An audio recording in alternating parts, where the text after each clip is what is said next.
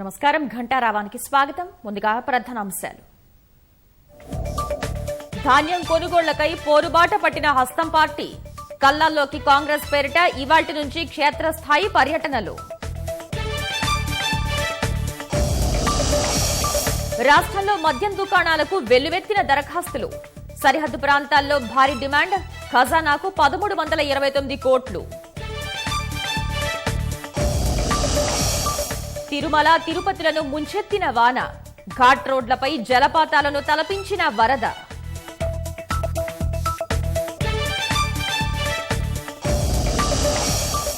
Gazette అమలు దిశగా KRMB మరో అడుగు. 16 ప్రాజెక్టుల వివరాలు ఇవ్వాలని 2 రాష్ట్రాలకు లేఖ.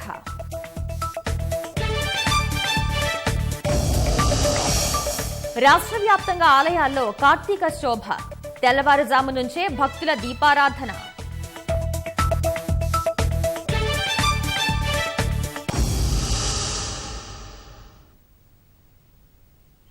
బంగాళాఖాతంలో ఏర్పడిన వాయుగుండం తెల్లవారుజామున పుదుచ్చేరి చెన్నై మధ్య తీరం దాటింది. వాయుగుండం ప్రభావంతో రాయలసీమలో భారీ వర్షాలు కురుస్తున్నాయి. దక్షిణ కోస్తాంధ్రలోనూ భారీ వానలు పడుతున్నాయి. చిత్తూరు, కడప, అనంతపురం జిల్లాల్లో కుండపోత వానలు కురుస్తున్నాయి. నెల్లూరు, ప్రకాశం జిల్లాల్లోనూ భారీ వర్షాలు పడుతున్నాయి. కోస్తాంధ్ర జిల్లాల్లో చాలా చోట్ల మోస్తరు నుంచి విస్తారంగా వర్షాలు కురుస్తున్నాయి.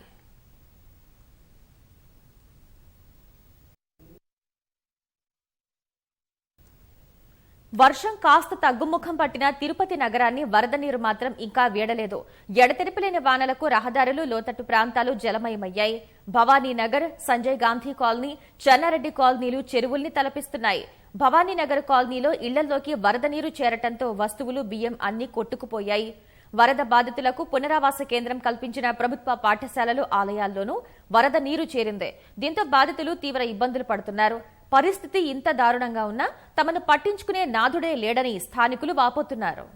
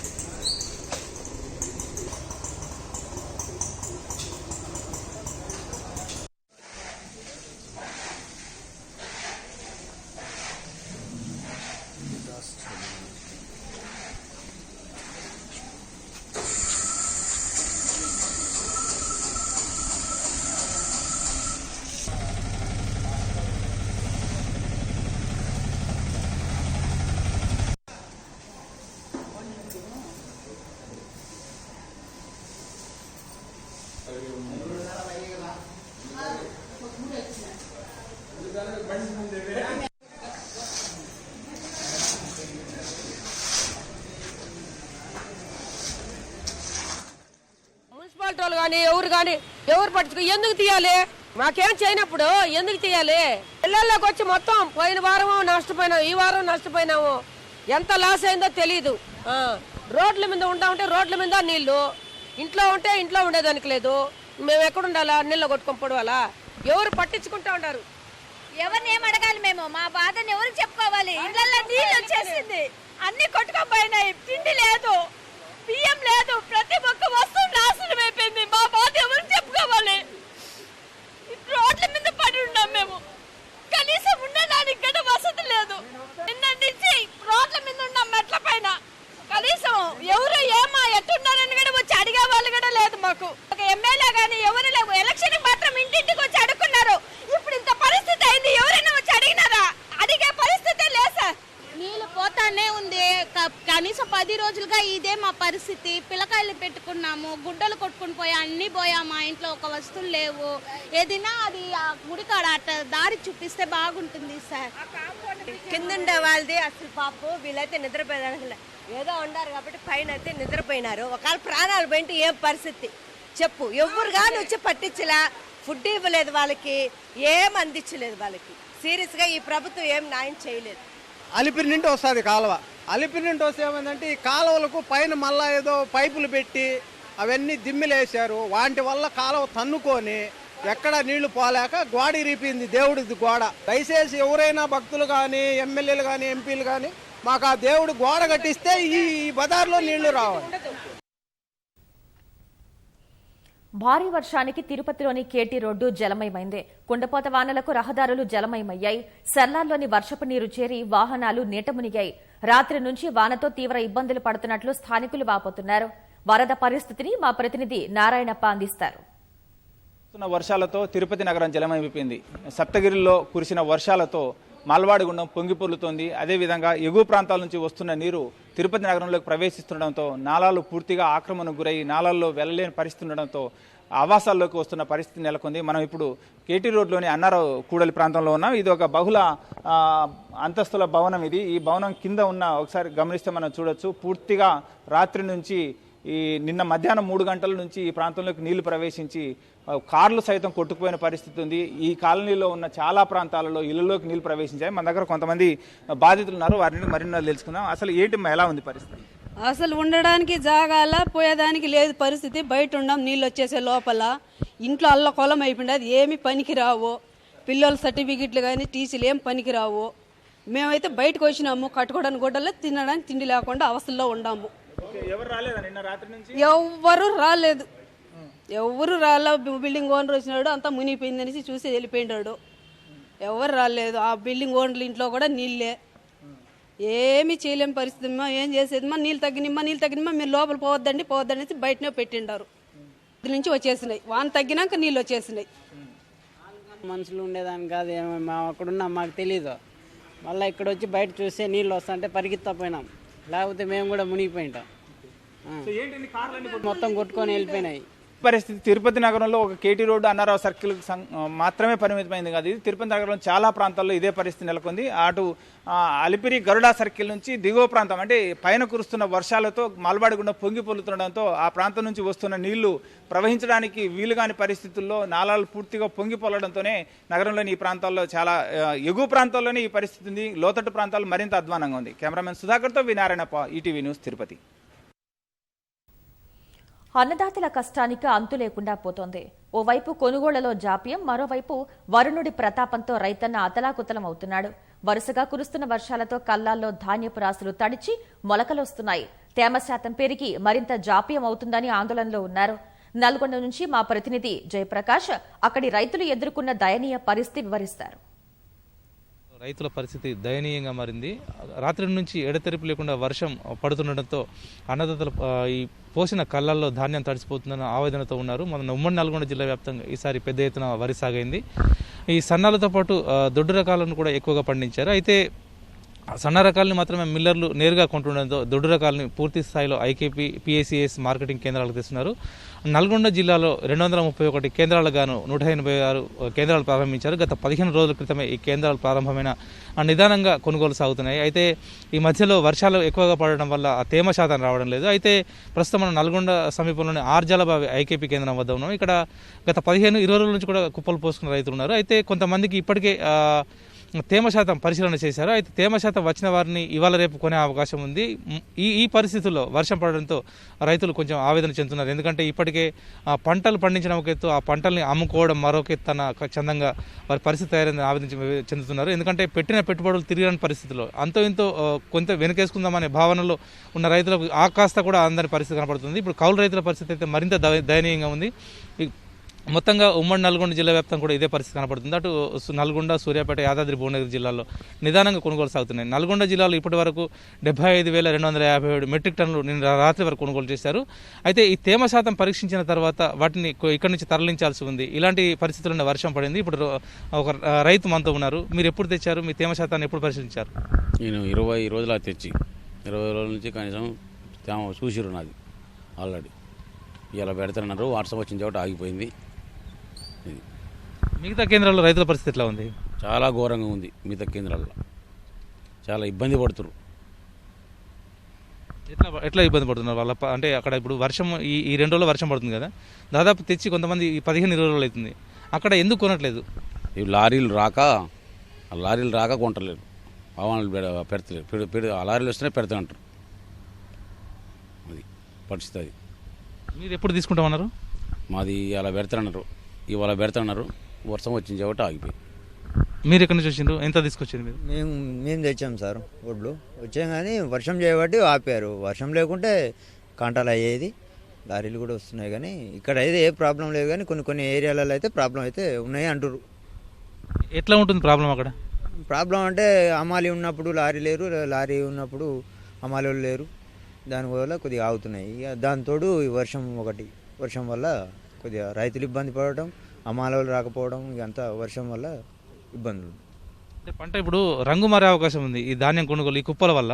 అంటే ఇప్పుడు వర్షం పడుతుంది, ఈ పరిస్థితిలో వర్షం పడి ఏ మాత్రం చినుకు తాకినా కూడా రంగు మారే పరిస్థితి ఉంది. మరి రంగు మారితే ఆ ధాన్యాన్ని కొంటామంటున్నారు అధికారులు. కొంటామంటారు, కానీ మ్యాచరు ఎండ వెళ్ళినప్పుడు మ్యాచర్ ఎండపోస్తే వాళ్ళు తీసుకోవడానికి ఏం ప్రాబ్లం ఏం చెప్తలేరు. ఆఫీసర్లు కూడా వాళ్ళు ఓకే అంటారు. ఈ మాయిశ్చరు అంటే ఈ కుప్ప ఎండాలంటే ఎన్ని రోజులు పడుతుంది మీకు? ఎండ ఉంటే 2-3 రోజుల్లో పలసగా ఎండపోస్తే వచ్చేస్తుంది సార్. ఈ వాతావరణం తేమతో ఉంది కాబట్టి కొద్దిగా ప్రాబ్లం అవుతుంది. ఎండపోదానికి ఎండ వెళ్తలేదు కదా, దాని గురించి ఆగుతుంది. అంటే నల్గొండ వ్యాప్తంగా ఇప్పుడు వర్షాలు ఉండడంతో రైతులు ఇప్పుడు ఈ కళ్ళల వద్ద కనిపిస్తలేరు. కానీ ఈ సమయానికే రైతులు క్రమంగా చేరుకునే అవకాశం ఉండేది. ఎందుకంటే ఇప్పటికే ఈ ఆర్జాలబావి ఐకేపీ కేంద్రాన్ని తీసుకుంటే ఇక్కడ దాదాపు 1200 మంది రైతులు కుప్పలు పోశారు. అయితే ఇప్పటి వరకు ఒక 600 మంది కొనుగోలు చేశారు, ఇంకో 600 మంది కొనుగోలు చేయాల్సి ఉంది. మొత్తంగా చూస్తే ఉమ్మడి నల్గొండ జిల్లా వ్యాప్తంగా సన్నాల పరంగా అయితే ఇప్పటికే పంట పూర్తిగా కోతలు పూర్తయినట్లుగా చెప్పుకోవచ్చు. ఎందుకంటే సన్నాల విషయంలో నేరుగానే మిల్లర్లకు అమ్ముకున్నారు. కొంతమంది మిగతా వారేమో టోకెన్ల ద్వారా మిల్లర్లు వ్యాపారులకి నేరుగా అమ్ముకున్నారు. కాబట్టి సన్నాల విషయంలో పెద్ద గందరగోళం ఏమీ లేదు. అయితే మిల్లర్లు సకాలంలో కొనుగోలు చేయకపోవడం, టోకెన్ల ఆధారంగా ఇచ్చిన రోజున టోకెన్ల ప్రకారం ధాన్యం కొనకపోవడంతో అక్కడ మిల్లర్లు రహదారులపైన ఆందోళన చేయాల్సిన పరిస్థితి, మిల్లర్లు కొనకపోవడంతో రైతులు రహదారులపైన ఆందోళన చేయాల్సిన పరిస్థితి ఏర్పడింది. ఇలాంటి పరిస్థితుల్లో కొంతమంది తక్కువ ధరకే సన్నాలను అమ్ముకున్నారు. నిజానికి ప్రతి సీజన్లో అంటే 2-3 ఏళ్ల క్రితం ప్రతి సీజన్లో 2200 నుంచి 2500 వరకు కూడా చింట్లు పూజలు రకాలను అమ్ముకునేవారు. కానీ గత 3-4 సీజన్లు అంటే గత 2 సంవత్సరాల నుంచి కూడా చూస్తే 1800 కూడా చెల్లించాలని పరిస్థితి ఏర్పడుతుంది. ఇలాంటి వాతావరణంలో మిల్లర్లకు 1800కు అమ్ముకునే బదులు నేరుగా ఐకేపీ పిఎస్సిఎస్ మార్కెటింగ్ కేంద్రాలకు వెళ్తే కనీస మద్దతు ధర 1960 వస్తుందన్న ఉద్దేశం కొద్దీ ఐకేపీ కేంద్రాలకు భారీగా వస్తున్నారు. ఈ ప్రభుత్వ కొనుగోలు కేంద్రాలకు ఎక్కువగా రావడంతో ఇక్కడ రద్దీ ఏర్పడుతుంది. మొత్తంగా చూస్తే రైతులకు అంటే ఈ ధర ప్రభావం ఒకటి ఉండడంతో పాటు ఈ వాతావరణం కూడా పెద్ద సమస్యగా మారింది. ఇప్పుడు పోసిన కుప్పల్లో రాసులు తడిచి రంగు మారే ప్రమాదం ఉందని కూడా ఆవేదన చెందుతున్నారు. ప్రభుత్వం కొంచెం స్పందించి ఆ తేమ శాతాన్ని కొద్దిగా తక్కువగా పరిగణలోకి తీసుకొని తమ పంటను కొనుగోలు చేయాలని కూడా కోరుతున్నారు. Over to studio. కేంద్ర రాష్ట్ర ప్రభుత్వాలు ధాన్యం కొనుగోళ్ల విషయంలో రైతుల్ని దగా చేస్తున్నాయని ఆరోపిస్తున్న కాంగ్రెస్ క్షేత్రస్థాయి పోరాటానికి సిద్దమైంది. రాష్ట్రంలో పండిన ప్రతి గింజ కొనాలి అనే డిమాండ్తో ఇవాళ్టి నుంచి 23వ తేదీ వరకు కల్లాలలో కాంగ్రెస్ పేరిట కార్యక్రమానికి శ్రీకారం చుట్టింది. జిల్లాల వారీగా ఇన్ఛార్జ్లను నియమించిన పీసీసీ అధ్యక్షుడు రేవంత్ రెడ్డి ఇవాళ కామారెడ్డిలో పర్యటించనున్నారు. రాష్ట్ర ప్రభుత్వం ధాన్యం కొనుగోలుపై స్పష్టమైన ప్రకటన చేయకుంటే ప్రగతి భవన్ ముట్టడిస్తామని హెచ్చరించారు.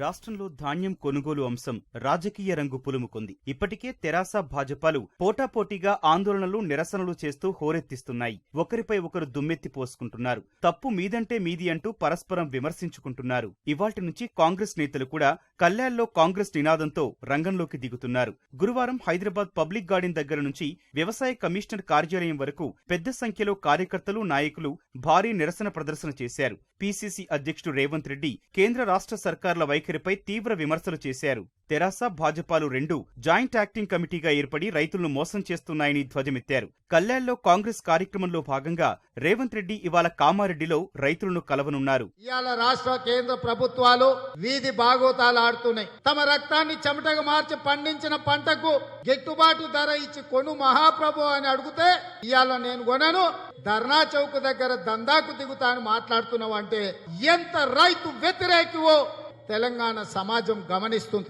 కాంగ్రెస్ పార్టీని సైడ్లైన్ చేయడానికి బీజేపీ, టీఆర్ఎస్ కలిసి నాటకాలు ఆడుతున్నాయి.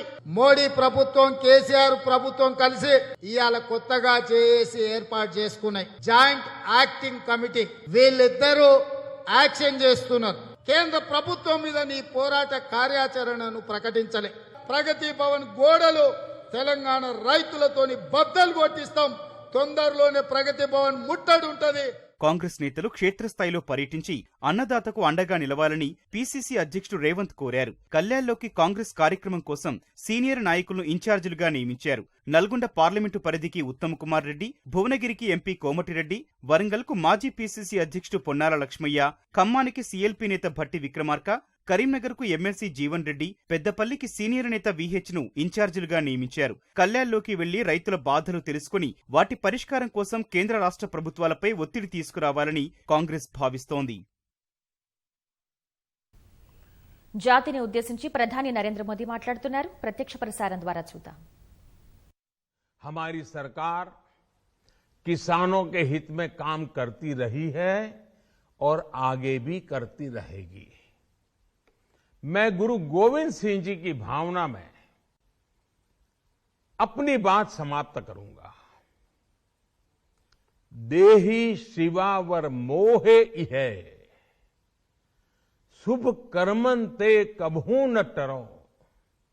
हे देवी, मुझे ये वर दीजिए कि मैं शुभ कर्म करने से कभी पीछे ना हटूं. जो किया किसानों के लिए किया, जो कर रहा हूं देश के लिए कर रहा हूं. आप सभी के आशीर्वाद से मैंने मेहनत में पहले भी कोई कमी नहीं की थी. आज मैं आपको विश्वास दिलाता हूं कि अब और ज्यादा मेहनत करूंगा ताकि आपके सपने साकार हो सके, देश के सपने साकार हो सके. आपका बहुत बहुत धन्यवाद. नमस्कार.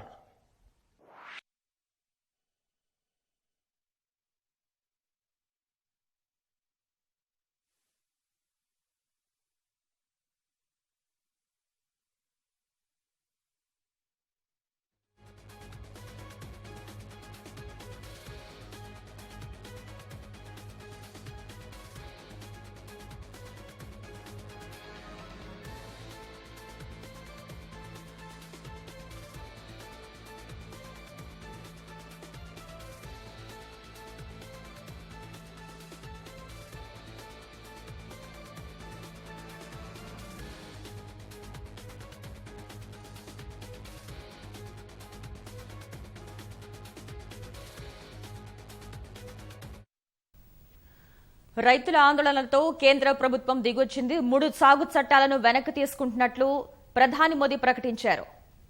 పార్లమెంట్ సమావేశాల్లో సాగు చట్టాలపై ప్రకటన చేస్తామంటూ ప్రధాని తెలిపారు.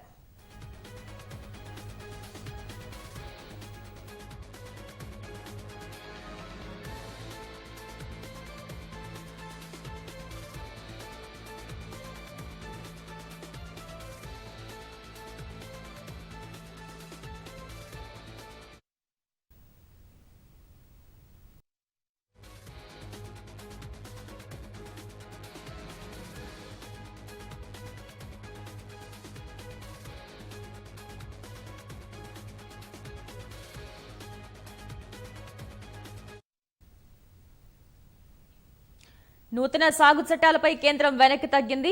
3 సాగు చట్టాలను వెనక్కి తీసుకుంటున్నట్లు ప్రధాని ప్రకటించారు. ఇక దీనికి సంబంధించిన మరిన్ని వివరాలు మా ప్రతినిధి అరుణ్ అడిగి తెలుసుకుందాం. అరుణ్, సాగు చట్టాలకు సంబంధించి ప్రధాని చేసిన ప్రకటన సారాంశం ఏంటి? 3 వ్యవసాయ చట్టాలను ప్రస్తుతం రైతులంతా వ్యతిరేకిస్తున్నారు. దేశవ్యాప్తంగా అనేక చోట్ల ఆందోళనలు కొనసాగుతున్నాయి. దీంతో పాటుగా ఢిల్లీ సరిహద్దుల్లో గత సంవత్సరన్నర కాలంగా జరుగుతున్నటువంటి ఆందోళనల నేపథ్యంలో ఈ రోజు గురు పౌర్ణమి, సిక్కులకు అత్యంత పవిత్రమైనటువంటి రోజు. ఈ రోజుని నేను అవకాశంగా తీసుకుంటున్నాను. ఇప్పటి వరకు దేశ హితం కోసం, రైతుల హితం కోసం అనేక చర్యలు తీసుకున్నాము. ముఖ్యంగా 10 కోట్ల మందికి, దేశంలో 10 కోట్ల మందికి పైగా ఉన్నటువంటి చిన్న రైతులను దృష్టిలో పెట్టుకొని, దేశాన్ని దృష్టిలో పెట్టుకొని తీసుకొచ్చినటువంటి 3 వ్యవసాయ చట్టాలను ప్రస్తుతం చాలా మంది దాన్ని అపార్థం చేసుకున్నారు. అన్ని రకాలుగా ఎంఎస్పీ పరంగా కానీ, రైతులకు అవసరమైనటువంటి అన్ని రకాల చర్యలు, వారికి భవిష్యత్తును చూపించేటువంటి విధంగా 3 వ్యవసాయ చట్టాలను తీసుకొచ్చినా దాన్ని అర్థం చేసుకోవడంలో కొంత వెనకబాటు ఉన్నటువంటి నేపథ్యంలో ఈ 3 చట్టాలను వెనక్కి తీసుకుంటున్నట్లుగా ప్రధాని స్వయంగా ప్రకటన చేశారు. 2014లో అధికారంలోకి వచ్చినప్పటి నుంచి ఇప్పటి వరకు ప్రతి చర్య రైతులను దృష్టిలో పెట్టుకొని, ప్రతి అడుగు దేశ హితం కోసమే చేసినట్లుగా ప్రధాని తన ప్రకటనలో పేర్కొనడం జరిగింది. 3 వ్యవసాయ చట్టాలను వెనక్కి తీసుకుంటున్నామని, 3 వ్యవసాయ చట్టాలకు సంబంధించినటువంటి వెనక్కి తీసుకునే ప్రక్రియ ఈ నెల ఆఖరిలో జరిగేటువంటి పార్లమెంటు సమావేశాల్లో మొదలు పెట్టనున్నట్టుగా, ఈ అవకాశం ఉన్నంత మేరకు ఈ సమావేశాల్లోనే 3 వ్యవసాయ చట్టాలకు సంబంధించినటువంటి వెనక్కి తీసుకునే ప్రక్రియ మొత్తాన్ని పూర్తి చేసేందుకు కూడా తాము సంసిద్ధంగా ఉన్నామని స్పష్టం చేయడం జరిగింది. గురు పౌర్ణమి సందర్భంగా, అదేవిధంగా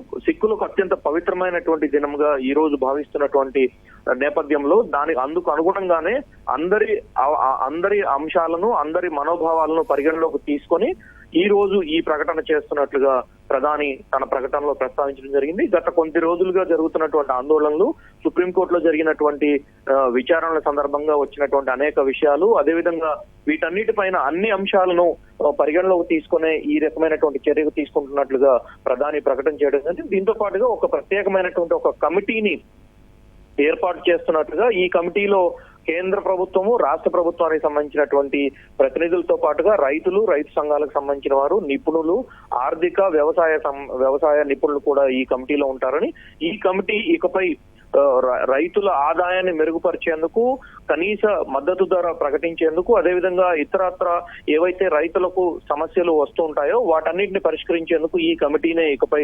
పనిచేస్తుందని, ఈ కమిటీ ఇచ్చేటువంటి నిర్ణయాల ఆధారంగానే కేంద్ర ప్రభుత్వం తగిన చర్యలు చేపడుతుందని కూడా ప్రధాని తన ప్రకటనలో స్పష్టం చేయడం జరిగింది. ధన్యవాదాలు.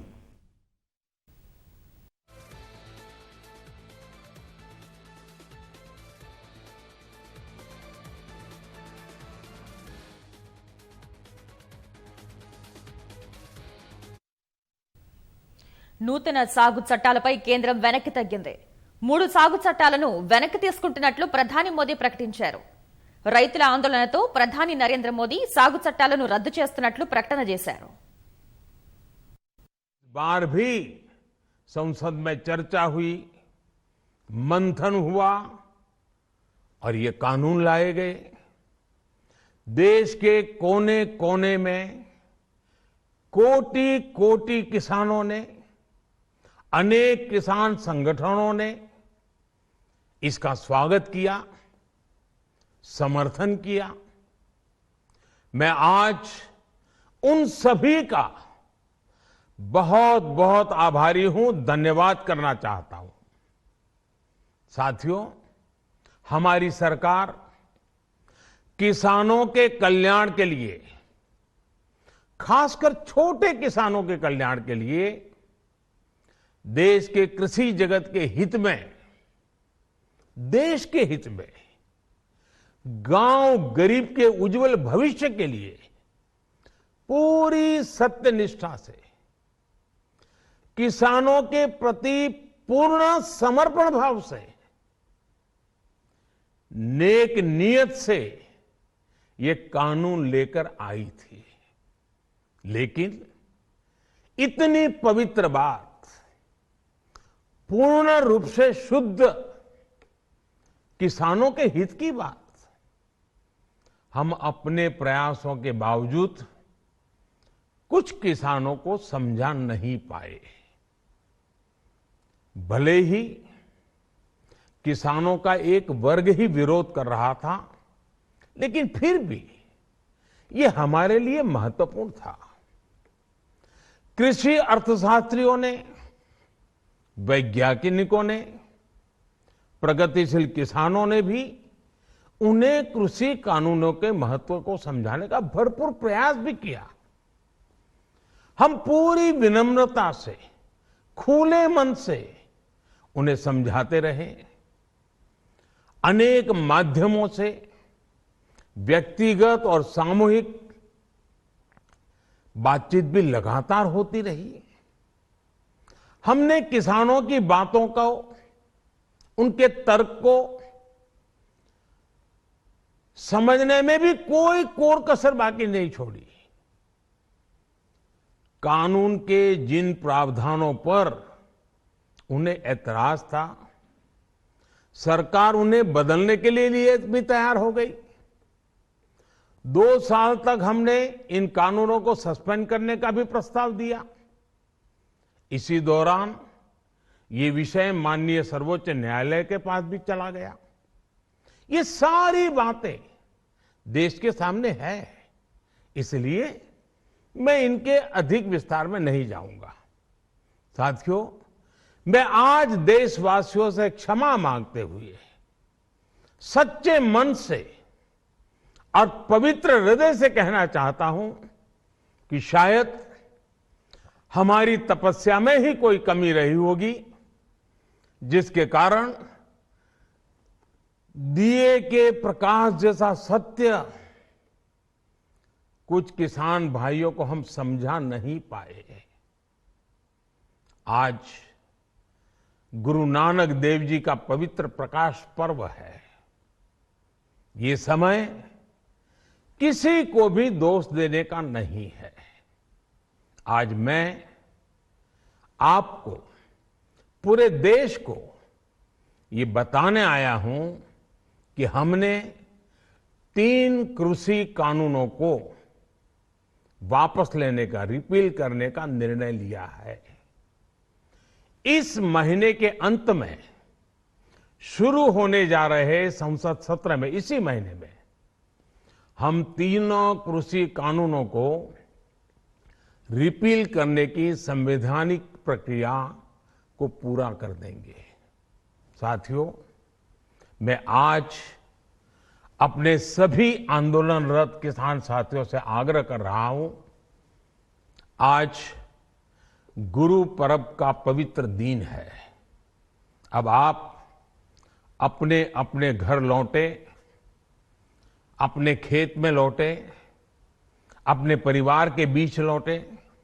आइए एक नई शुरुआत करते हैं, नए सिरे से आगे बढ़ते हैं।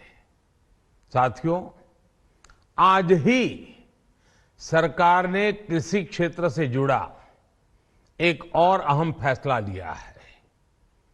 जीरो बजट खेती यानी प्राकृतिक खेती को बढ़ावा देने के लिए